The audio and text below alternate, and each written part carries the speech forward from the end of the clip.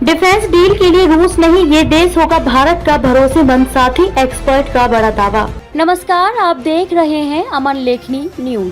PM Modi America जाने वाले हैं। उनके दौरे से पहले भारत ने अमेरिका के साथ एक बड़ी डिफेंस डील की है।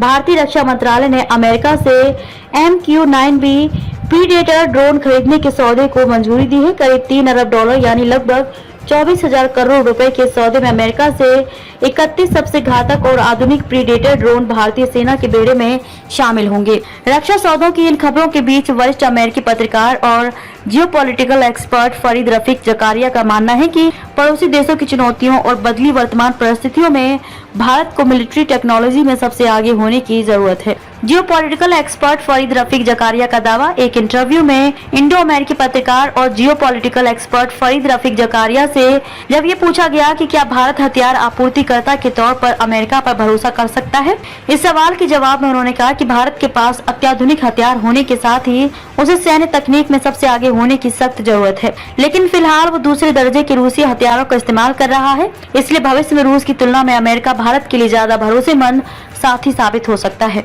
जकारिया ने मेड इन रसिया हथियारों की तुलना अमेरिकी वेपन से करते हुए कहा कि खाड़ी युद्ध के दौरान भी अमेरिकी हथियारों का किसी से कोई मुकाबला नहीं था।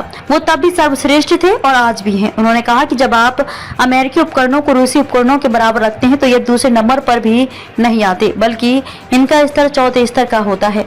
यूक्रेन हमले से एक्सपोज हुआ रूस। जकारिया। भारत में वर्तमान में इस्तेमाल हो रहे रूस के हथियारों, एयरक्राफ्ट और उपकरणों का जिक्र करते हुए जकारिया ने कहा कि अगर आपको रूसी हथियारों और उपकरणों की क्वालिटी और क्षमता के बारे में जानना है तो आपको समझना होगा कि यूक्रेन में क्या कुछ चल रहा है। रूसी बेड़े में मौजूद हर हथियार की क्वालिटी घटने की संभावना है, क्योंकि रूस पर लगे कड़े प्रतिबंधों के कारण मास्को जरूरी तकनीक से वंचित है। वो कुछ नया नहीं कर पा रहे हैं।